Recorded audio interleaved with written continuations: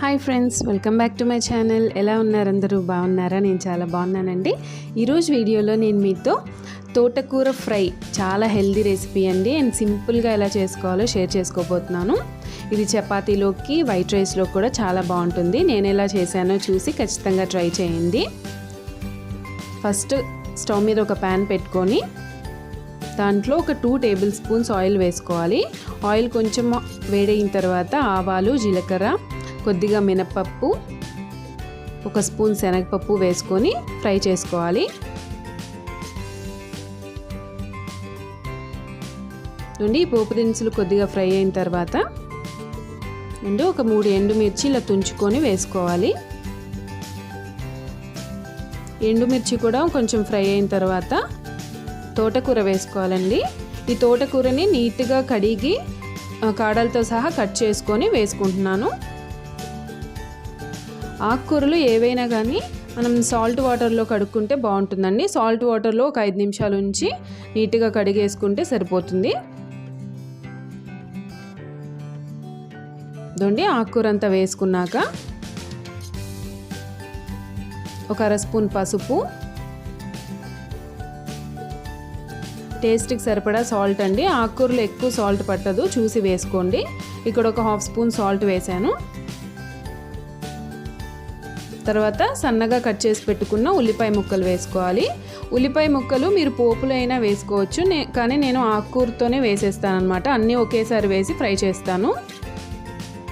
మీకు ఇలా వద్దు అనుకుంటే మనం ఎండుమిర్చి వేసాక ఉల్లిపాయ ముక్కలు వేసుకొని 1 నిమిషం అలా ఫ్రై చేసుకొని వేసుకోవచ్చు. ఇప్పుడు పప్పుల పొడి రెడీ చేసుకుందామండి.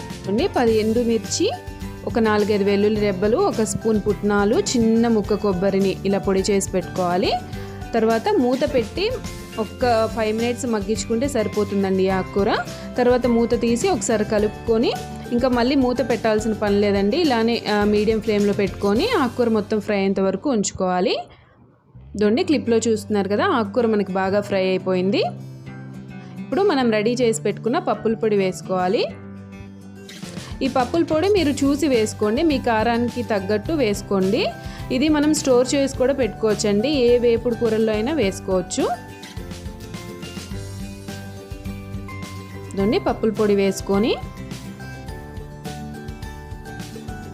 ఒకసారి కలిపి ఇంకొక జస్ట్ ఒక 2 నిమిషాలు అలాగే స్టవ్ మీద మీడియం ఫ్లేమ్లో ఫ్రై చేసుకోండి.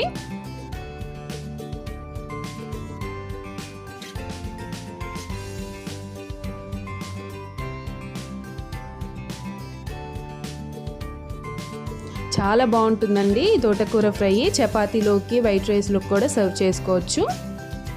ఖచ్చితంగా నేను ఎలా చేశానో ట్రై చేయండి ఫ్రెండ్స్. అంతే అండి, నా తోటకూర ఫ్రై రెడీ అయిపోయింది. అండ్ ఫ్రెండ్స్, మీకు ఈ వీడియో నచ్చిందా? నచ్చితే ప్లీజ్ లైక్ చేయండి, షేర్ చేయండి, కామెంట్ చేయండి అండ్ నా ఛానల్ని సబ్స్క్రైబ్ చేసుకోండి. సబ్స్క్రైబ్ బటన్ పక్కనే బెల్ ఐకాన్ ఉంటుందండి, దాన్ని ప్రెస్ చేయండి. దానివల్ల నేను ఏ వీడియో అప్లోడ్ చేసినా నోటిఫికేషన్ మీ దాకా వస్తుంది. Thank you friends, thanks for watching.